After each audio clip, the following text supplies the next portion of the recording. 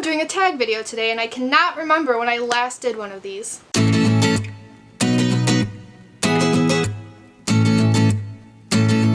Hey guys, what's up? It's Dom and welcome back to my channel. If you're new to my channel, I typically make bookish content, travel content, and miscellaneous collection content.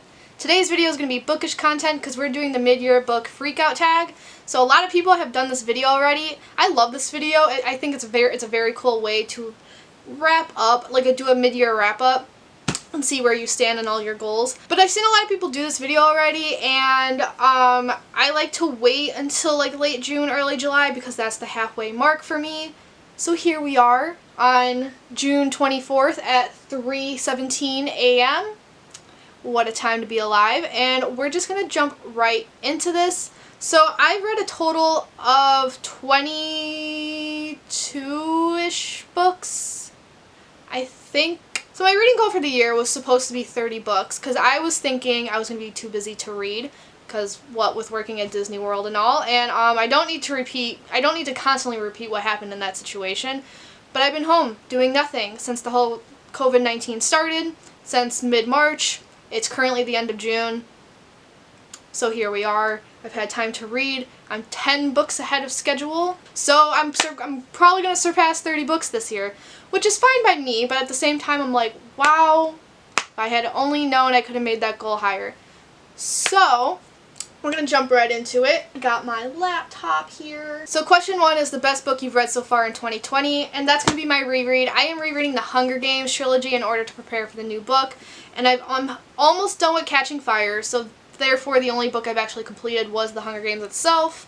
And I gave this 5 out of 5 stars. I'm not going to go into too much detail about it because I did make a reading blog, which I will link above if I'm not lazy, but definitely down below. Gave this 5 out of 5 stars because rereading it when you're older, shit hits different.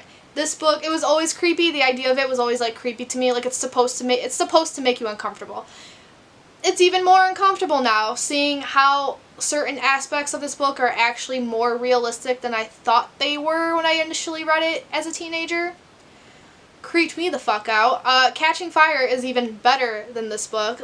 The reactions it's getting out of me, I actually cried a few times in Catching Fire. That's where I'm at with this. So, number 2, the best sequel you've read so far in 2020, and I'm gonna go with Tokyo Ghoul because so many volumes of this are amazing, particularly Volume 3. So I cannot get into much detail about what this volume is about without spoiling Volumes 1 and 2, and plus a lot of details do run through together because there's just so much to read in the series. But Tokyo Ghoul is about this guy who just wanted to go on a date. He sees a cute girl. She asked him out, actually, if I remember correctly. They were supposed to go on a book date, and they kind of did. And he offered to walk her home. But in this alternate universe of Tokyo, ghouls run amok. And it turns out she's a ghoul. Ghouls eat humans. She attacks him. An accident happens where he needs a transplant, an organ transplant, so he gets it from her because she's dead, supposedly. And he becomes half ghoul, half human, and then the rest of the series is just his journey through that life and discovering who he is because he's very confused about it. Volume 3 had me on my toes the whole time. Hinami is so cute. When she started crying, I got chills. Toka, we stand Toka for protecting her friend. We stand Kaneki for protecting her as well. It was overwhelming. I could not stop reading this book, and my heart was pounding. So that's why, by far, it's the best sequel so far. Catching Fire is a close second, but I'm not done with Catching Fire, so I didn't want to count that.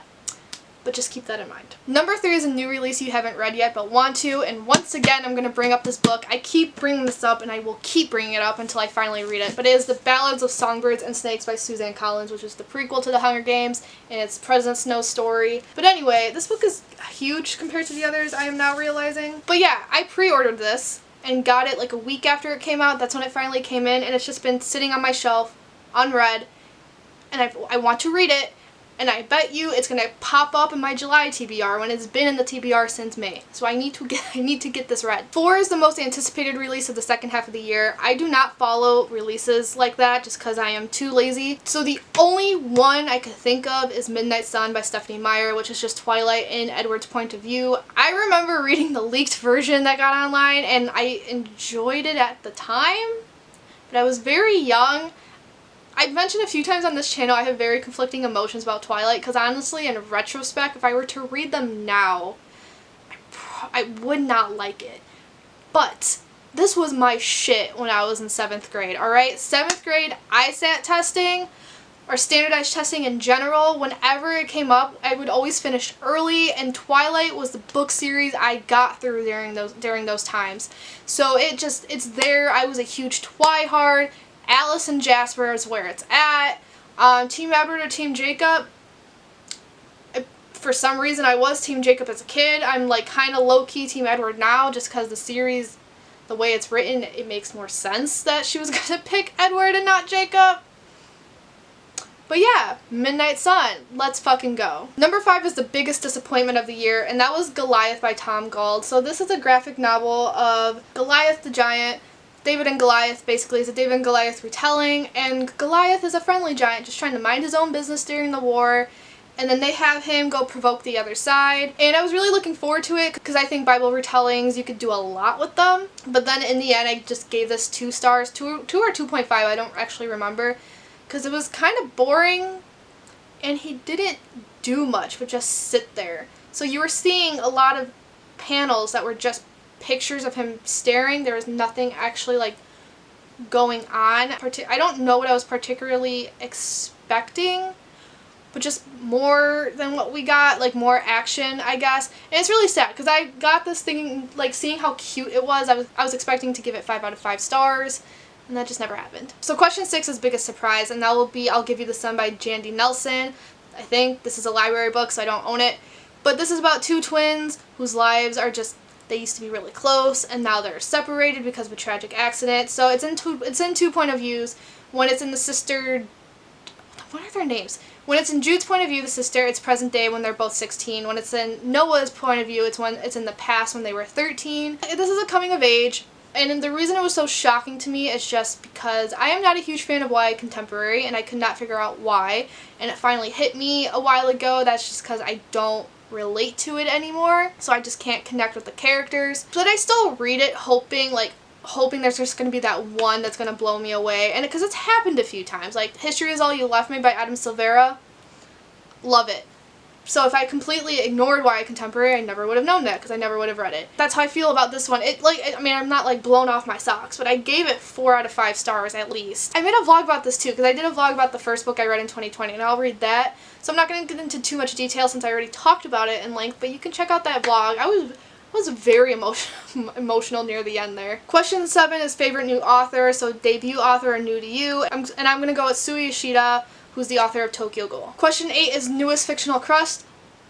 Wow. Question 8 is newest fictional crush. Not crust, that's really fucking weird. And at first I didn't have anyone written down in the doc, and I still don't, but I'm gonna actually go with Peeta Mellark from the Hunger Games trilogy, because the more I'm reading Catching Fire, the more I'm like, I want a guy to bend over backwards for me like that. Like, he protects Katniss at all costs, and like, so the characters I remember are mostly the way they're portrayed in the movies, because I watched the movies more recently than I read the books. I mean, it's been since high school, but still. And he's a lot stronger in the books than the movies, and I can't really explain why, because I'll have to rewatch the movies to give like a more valid argument to that. But because of the movies, I just remember him being like too soft, couldn't really do anything for himself kind of thing. And like the way he bowed down to Katniss was a little weird to me, but I think in the book it's written better. Like, he actually is a very strong guy and not as ignored as he gets in the movies.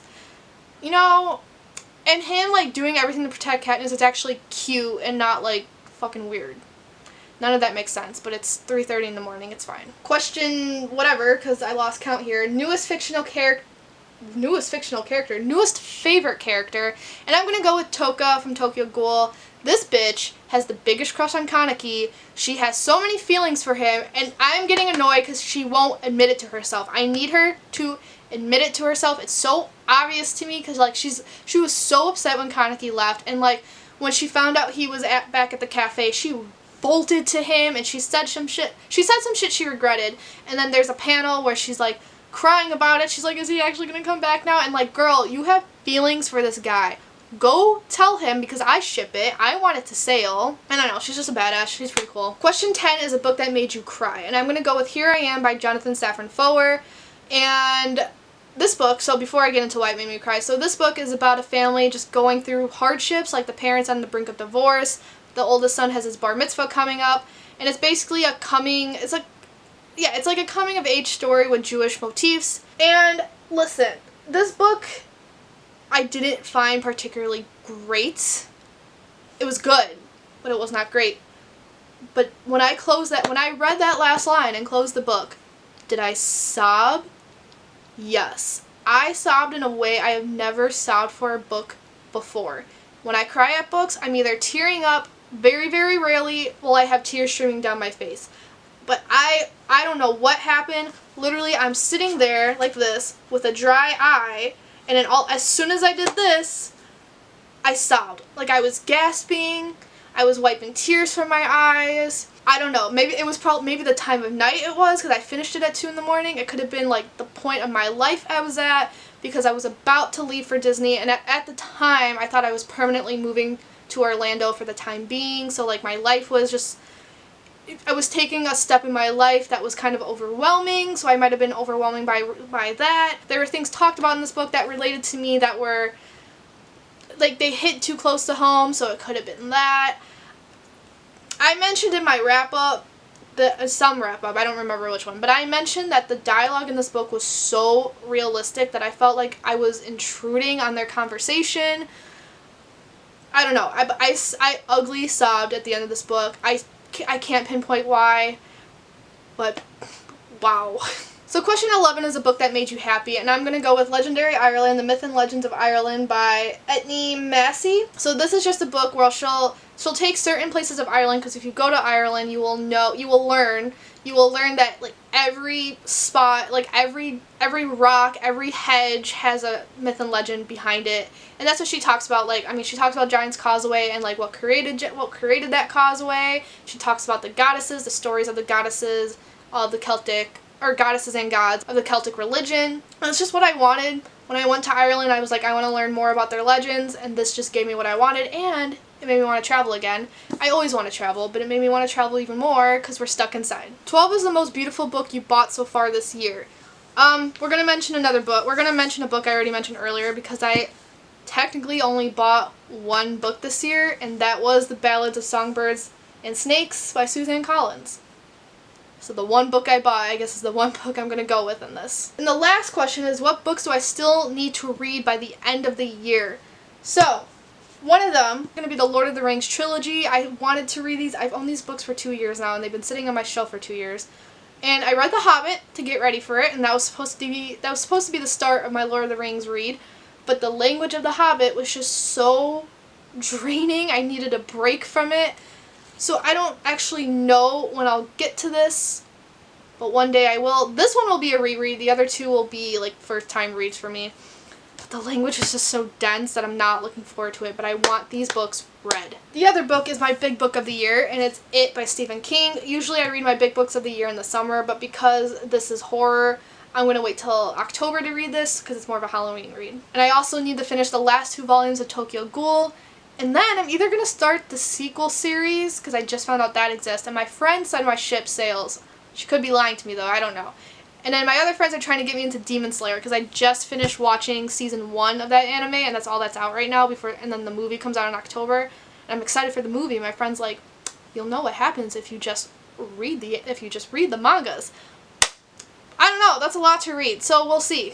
And that is the end of this video. Thank you guys for watching. It was kind of wild, and I'm like straight up kind of losing my voice. I could feel how sore my throat is. One part of my throat is really sore when I swallow, and that's a sign I'm getting tonsillitis. We love to see it, I guess. I love tonsillitis in June. But considering it is 3:37 in the morning, I think it is time for bed. So I will see you guys later. Thank you guys for watching. If you like this video, give it a thumbs up, subscribe, comment, whole jargon thing, and tune in for more. Ciao a tutti!